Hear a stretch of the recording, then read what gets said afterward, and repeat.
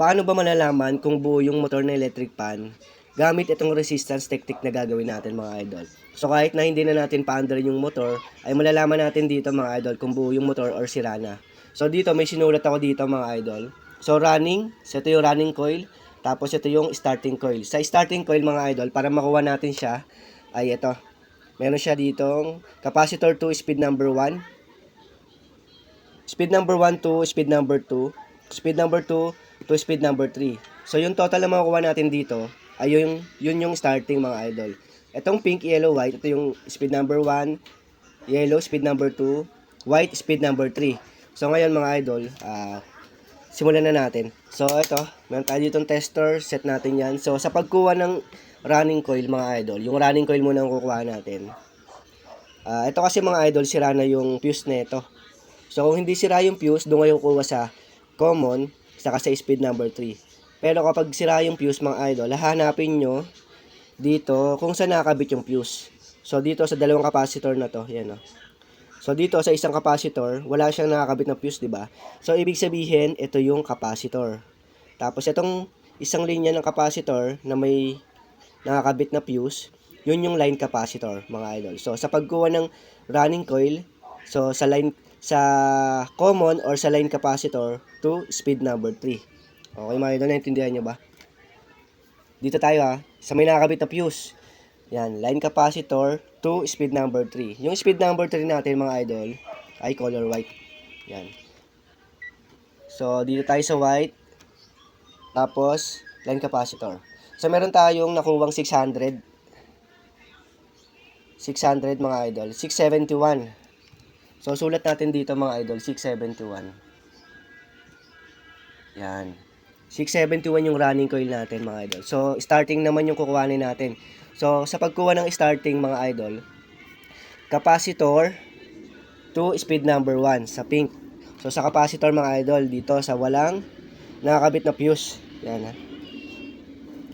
Capacitor to 1 sa kulay pink mga idol.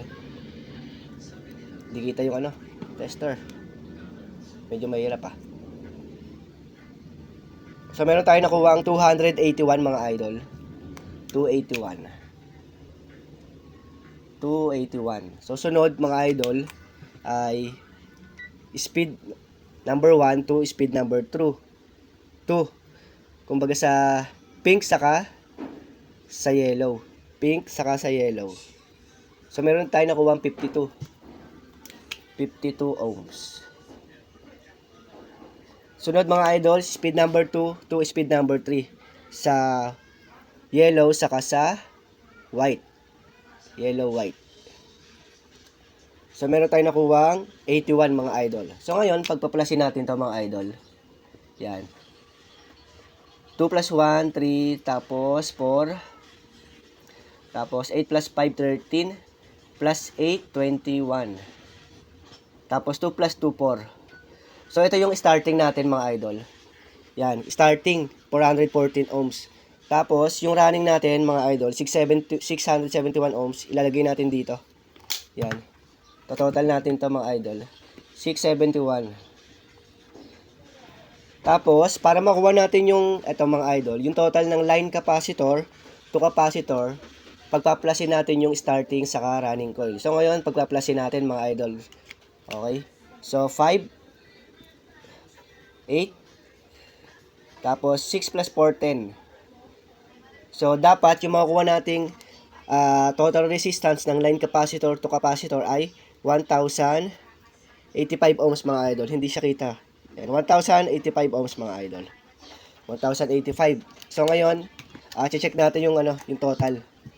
Dito natin i-check siya mga idol sa dalawang linya ng capacitor. So kailangan lumabas yung 1085 ohms. Ito mga idol.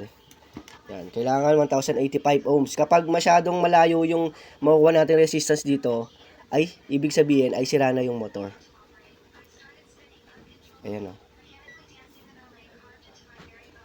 So ayan mga idol, 1081 ohms. So okay lang yan, 4 ohms lang yung yung diferensya. Ibig sabihin, may chance na buo yung motor.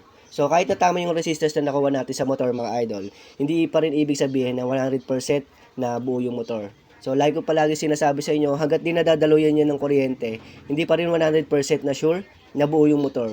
So, yun lang mga idol. At sana nakatulong itong video natin kung paano kuhanin yung mga resistance ng ng motor. So, ito yung tamang pagkuha ng resistance ng motor mga idol para malaman natin na buo yung motor, di ba? So, yun lang mga idol. Sana nakatulong ito video sa inyo. At kung nakatulong itong video sa inyo mga idol, pakishare naman, like, at comment naman kayo. Maraming salamat.